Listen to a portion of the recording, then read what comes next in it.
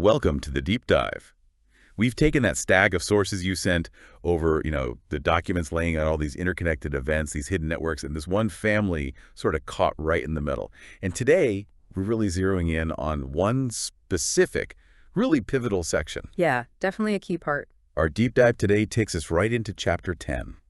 The title itself says a lot: Extreme Measures. If you felt like the previous chapters were maybe setting the stage, like lighting a fuse. Slowly burning. Exactly. Then Chapter 10 is where things just ignite. It really starts to explode. It brings together players we've only seen separately before, and honestly reveals some truths that make you rethink everything. That's absolutely right. I mean, up to this point, we've mostly seen these mysterious figures kind of operating in the shadows, right? Yeah, very much behind the scenes. And you have this family, the Ricksons, facing all this pressure they don't fully understand. And law enforcement, they're just struggling, really struggling to put the pieces together. Totally lost, it seems sometimes. But Chapter 10, it just shoves us right into direct confrontations. And maybe more importantly, it starts unveiling these connections, these histories that completely redefine what we thought we knew about who's who and what's really going on. The stakes just shoot way, way up. Okay, so our mission today basically is to navigate these really complex interactions detailed in the chapter. I want to try and understand the motivations, behind these extreme measures everyone's taking. Yeah, why now? Why so drastic? And see how these different threads of the story, some felt a bit disconnected before, maybe, how they start weaving together, sometimes in really unexpected ways. Often dangerous ways. Absolutely. It's a chapter that's just packed with revelations. So by the end of this, you should have a much clearer picture, hopefully, these hidden forces at work and maybe a better sense of where this whole thing is heading. Right. Let's dive in. Okay. So Section 1. It kicks off in this incredibly cinematic way, almost noir, Yeah, it does. Straight out of a movie. We find an FBI agent, Agent Martin, remember him from Chapter 4 when the Bureau started looking into the Ricksons. He's suddenly in this dimly lit room, very oppressive atmosphere, and he's face to face, well, maybe voice to voice, with this super elusive figure they only call Godmother. And this is not your standard FBI interrogation. Not at all. No way. Martin's brought there by Ray, who we know is Godmother's associate. And it's under duress. He didn't exactly get an invitation. Right. The setting itself is key. It's deliberately unsettling, dark, sparse. It's all about giving Godmother total control, psychological control. And Ray's warning right at the start, whispered almost, behave and you'll get answers. Otherwise, you'll be disappointed. That sets the tone immediately, doesn't it? It completely flips the power dynamic. Yeah. Martin, the FBI agent, he's the one being questioned here. He has zero leverage. And Godmother, she stays hidden the whole time. In the shadows. She controls the entire conversation. There's no real back and forth. She dictates everything. What's really fascinating, though, and this is a huge reveal for Martin and for you listening, is how she defines herself. Martin's confused, right? He asks her, basically, your name's in these classified files I saw, but you're not listed as wanted anywhere. Yeah, how does that work? Her answer is chillingly precise. She says she was an operative, a special, undisclosed one, the kind no government want to acknowledge. Wow, okay. She even gives this subtle hint about which government, suggesting foreign agents would have stuck out during his investigation, implying she was domestic, operating somehow within the U.S. system, but totally off the books. Okay, that is critical information. It completely reframes her. She's not just like a crime boss with a network.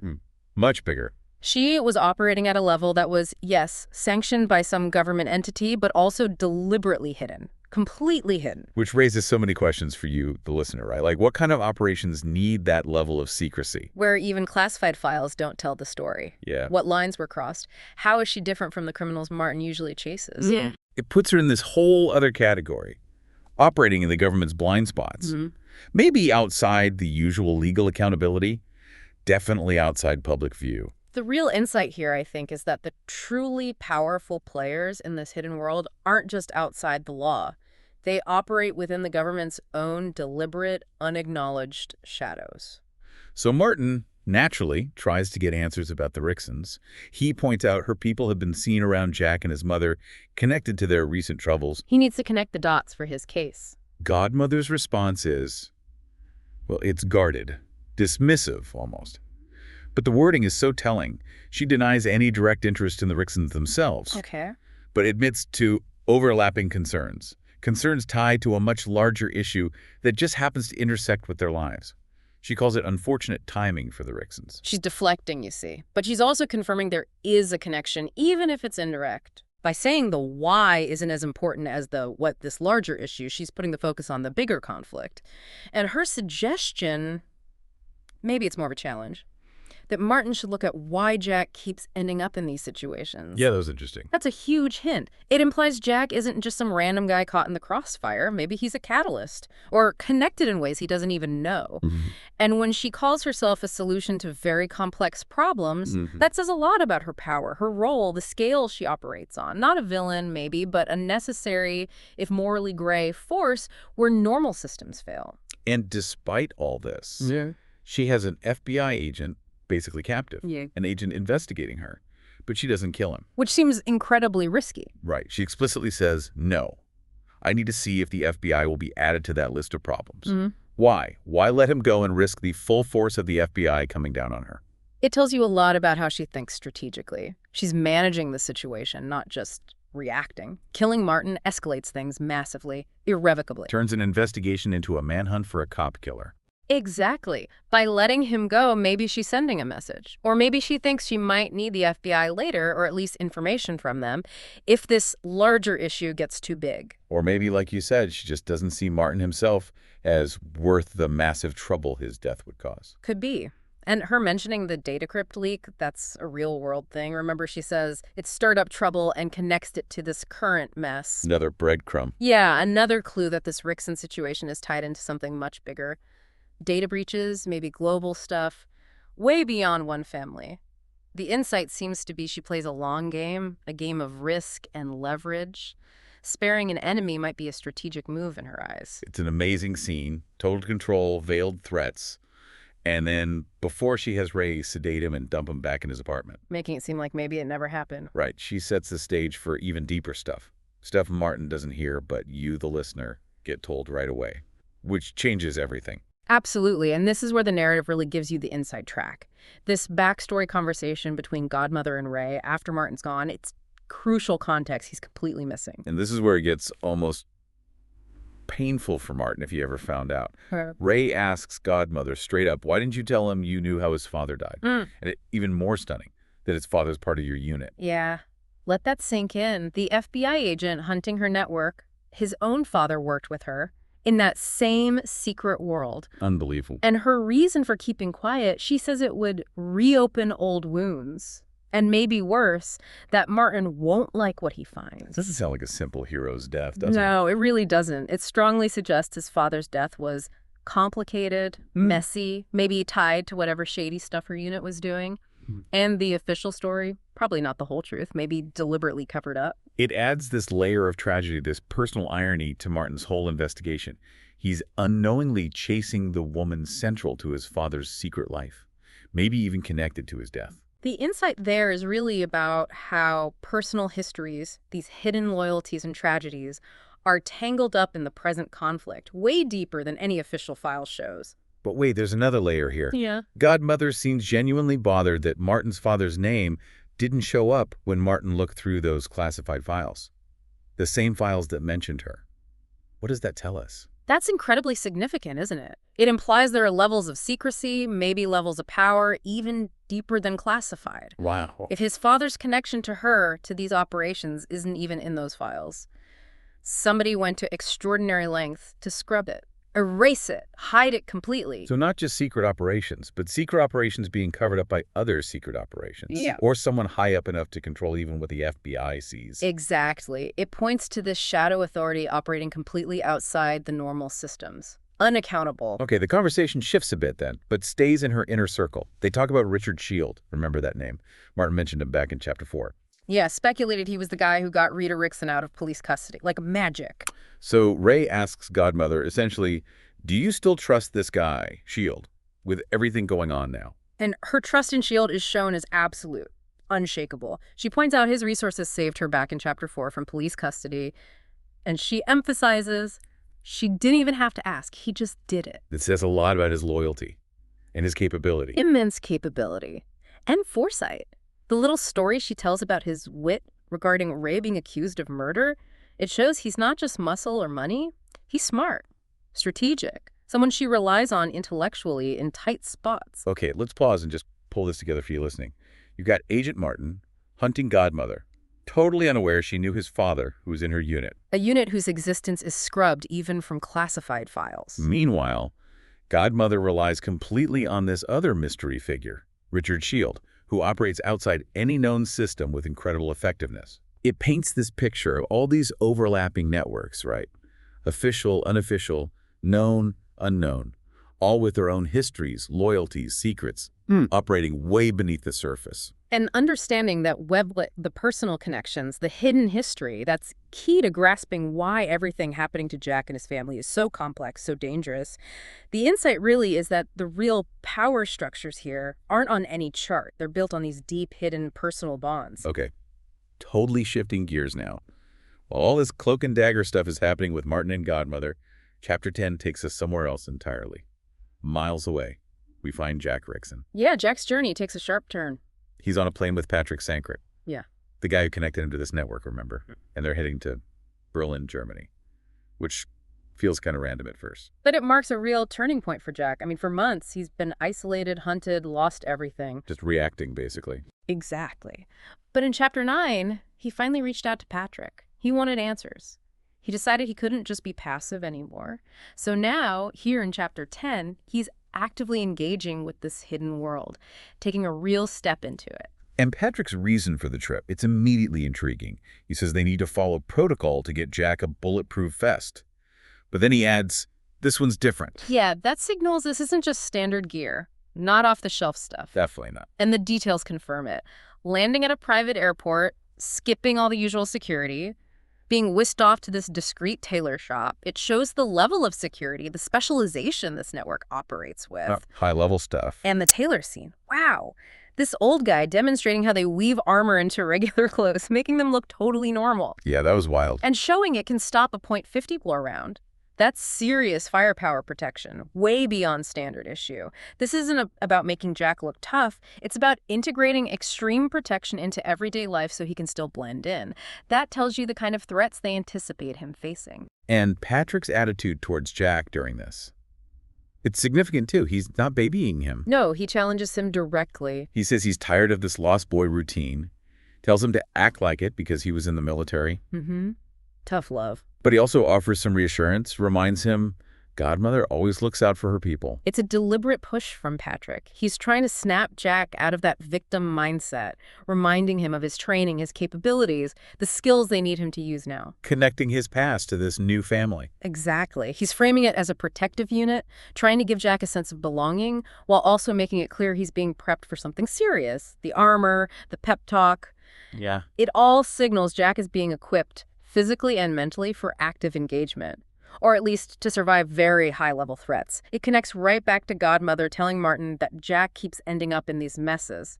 Well, now he's being geared up for them. He's moving from victim to asset, or participant at least. Participant, I think. Someone whose latent skills are being activated. That feels like the core insight here. Okay, so while Jack's getting his new spy wardrobe in Berlin, the other side isn't just sitting around. No, definitely not. The sources show us Sergej.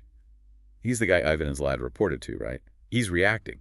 He's furious about their disappearance and death. And not just furious, he's under pressure. Direct pressure from the ghost, that higher-up figure mentioned back in Chapter 9. Ah, right. The boss is leaning on him. And Sergej's rant confirms something important.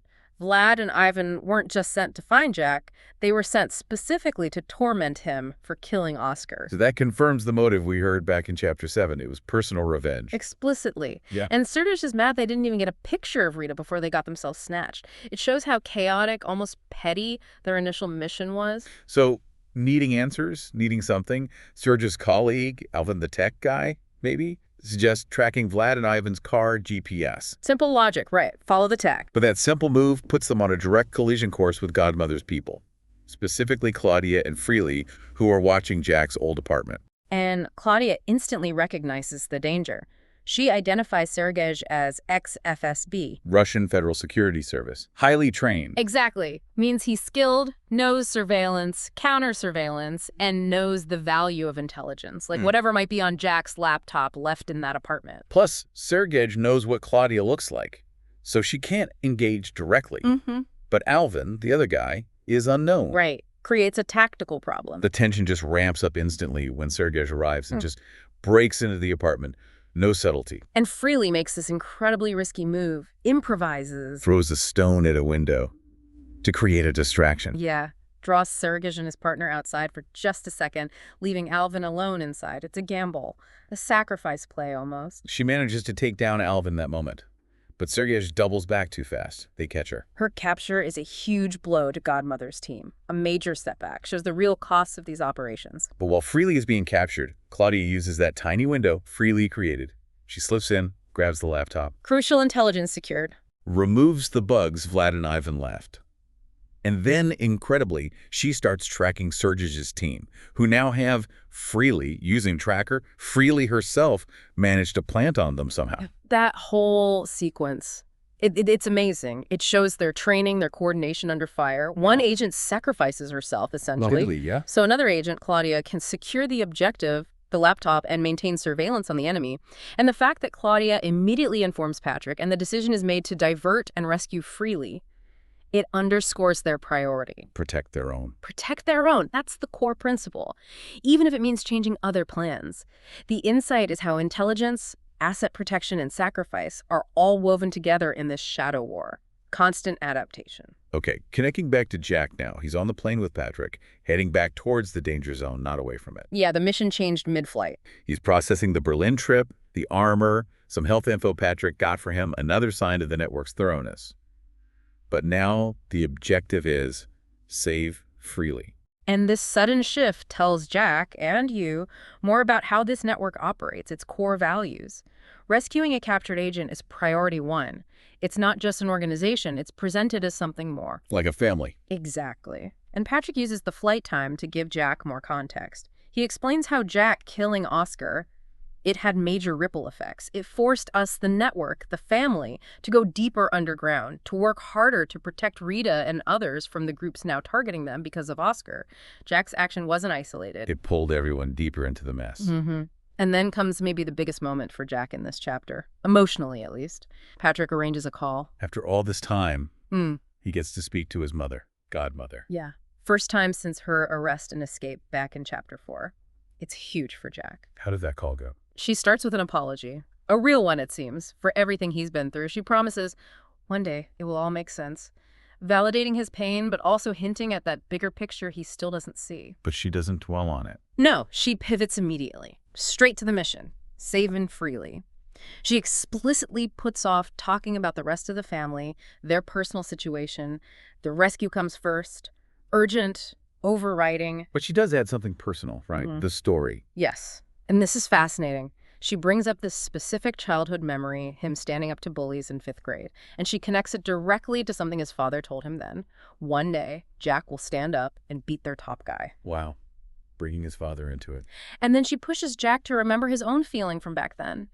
I realized I had to do something or it would never stop. So it's not just a story. Not at all. It's Godmother in the middle of a crisis, reminding Jack of his core character, his instinct to fight back, framing the current situation saving Freely, facing these threats as just another time he needs to be that person, to act, because the bullies won't stop otherwise. Like part parenting, part psychological ops prep. Totally. Reinforcing his identity, calling him to action, all wrapped in this brief, intense mother-son moment. And then Patrick seals the deal right after the call, looks Jack in the eye, and says, the line that changes everything for Jack. I don't work for her, we're family. And then he welcomes him, calls him his extended brother. So that's the big reveal. He wasn't just being helped or used, he was being brought into the fold. Into a network based on loyalty, shared purpose, framed as family. Patrick acknowledges Jack's frustration about being left alone, but he also subtly balances it against Jack's own secret killing Oscar. Kind of like everyone has baggage in this family. Pretty much. Honesty about the past, understand the consequences. That seems to be the price of admission. And Janet's response, asking about weapons. Ready to engage. And Patrick's reply, we all lean on our strengths. You'll get what you need. That solidifies it. Jack's not a passenger anymore. He's in, bringing his military skills, presumably, to the family business. The inside is clear. This is a chosen family with its own code, and Jack's just been initiated. Meanwhile, just to show the other side is still moving, Sergej isn't idle while Jack's having his revelation. No, he's thinking ahead, too. As Claudia tracks him, Sergej makes a call to Detective Willstrom, the cop Martin's been working with. Ah, trying to manipulate the official investigation. Exactly. He feeds Willstrom this fake tip about an older woman fugitive being involved in that police station escape, clearly referencing Godmother, but twisting it. That's smart in a devious way. It shows he's not just about force. He understands how to use information, deception. What's his goal there, do you think? It could be several things. Divert police resources away from him, create confusion for Martin and Willstrom, maybe even set some kind of trap using the cops as unwitting bait. It just shows how layered this conflict is, using official channels as weapons in a shadow war. Okay, so Chapter 10. It really does pull back the curtain, doesn't it? We're seeing the players, their connections, their histories, the stakes. Everything feels much clearer and much more dangerous. Definitely. We saw Martin stumble into truths about his own father's past, tangle up with Godmother's world. It shows how personal history drives these big conflicts. And we saw Jack's transformation. From hunted victim to, well, an equipped and psychologically prepped member of this family network, ready for action. A network that acts like a real family, fierce loyalty, strategic thinking, willing to sacrifice to protect its own. But we also saw the enemy, Sergej's side, isn't just stumbling around. They're under pressure, yes, taking losses, but they're adapting. Capturing freely was a big win for them, and Sergej trying to manipulate the police shows strategic thinking. And it's crystal clear now that Jack killing Oscar wasn't just one event, it was the trigger. It set off this chain reaction involving all these powerful hidden forces on multiple sides. Forces with history. So the chapter ends with Jack knowing where he stands, finally. He's part of this family, heading back into the fire on a rescue mission. He's not running anymore. He's equipped, connected, and fighting back. Yeah. Which leaves you, the listener, with a pretty compelling thought, I think. In this kind of world, where government records are incomplete, maybe deliberately wrong, where loyalty is deeper than any job title, where the line between protecting people and vigilantism is just completely blurred. How do you even figure out who the good guys and bad guys are? Or if those labels even apply. Exactly. And for Jack, what does it actually mean when your own actions, maybe actions you took just to survive, end up forcing you into the arms of this dangerous family you never knew existed? A family that lives in the shadows and plays by its own, maybe ancient, definitely brutal rules. A lot to chew on there as we keep digging into these sources. That's all the deep dive we have time for today on Chapter 10.